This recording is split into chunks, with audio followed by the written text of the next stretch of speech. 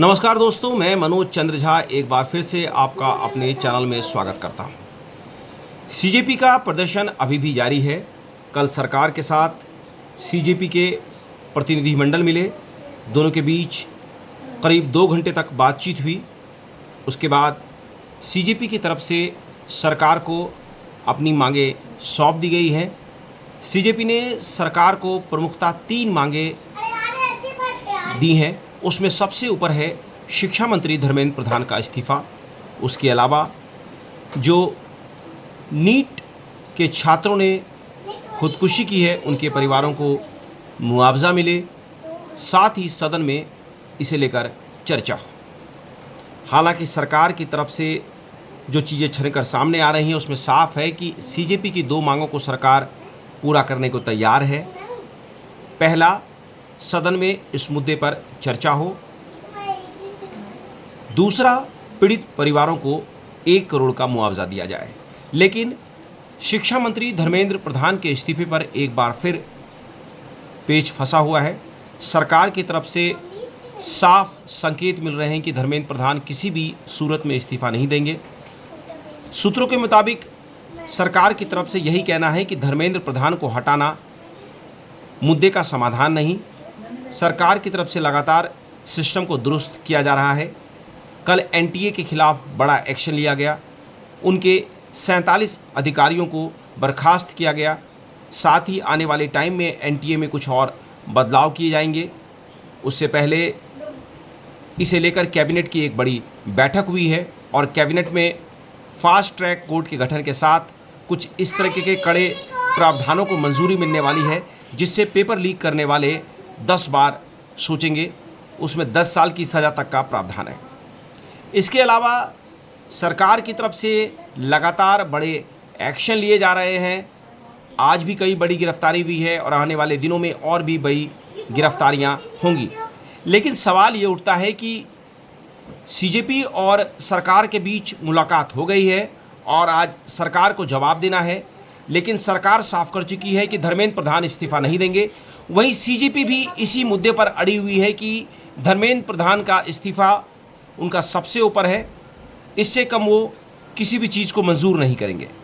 तो इसमें सवाल ये उठता है कि आखिरकार ये अनशन कैसे ख़त्म होगा, ये प्रदर्शन कैसे ख़त्म होगा। सीजेपी ने साफ कर दिया है कि अगर उनकी बातों को नहीं माना जाता है तो आने वाले दिनों में और भी बड़ा प्रदर्शन होगा। आज खुद कांग्रेस पार्टी एक बार फिर से देशव्यापी प्रदर्शन करने जा रही है।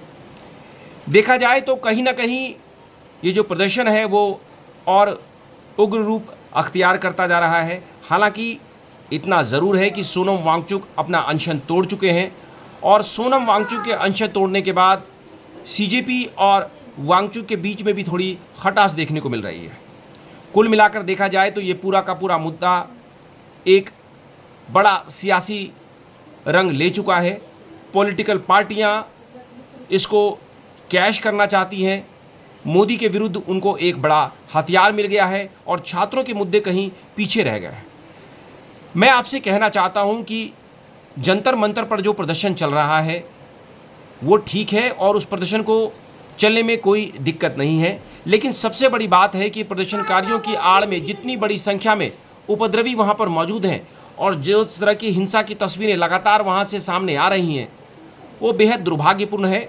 देश की राजधानी दिल्ली है, बेहद संवेदनशील इलाका है जंतर मंतर, और वहां पर अगर इस तरीके की चीज़ें सामने आ रही हैं और इस तरीके का हिंसक प्रदर्शन देखने को मिल रहा है तो वाकई ये चिंता करने वाली बात है। जो खुफिया इनपुट्स मिल रहे हैं वहाँ पर साफ तौर पर इस बात के संकेत मिल रहे हैं कि वहाँ पर बाहर से फंडिंग हो रही है। अमेरिका, पाकिस्तान के देशों से इसे समर्थन मिल रहा है।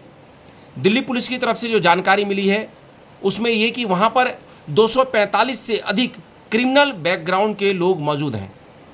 आप समझ सकते हैं कि वहाँ के हालात कैसे हैं। जब इतनी बड़ी संख्या में वहाँ पे क्रिमिनल बैकग्राउंड के लोग मिल जाएंगे तो उन्हें संभालना आसान नहीं है।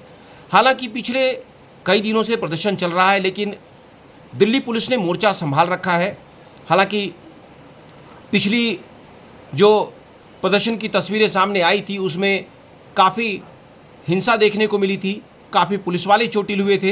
कुछ प्रदर्शनकारियों को भी चोट लगी थी।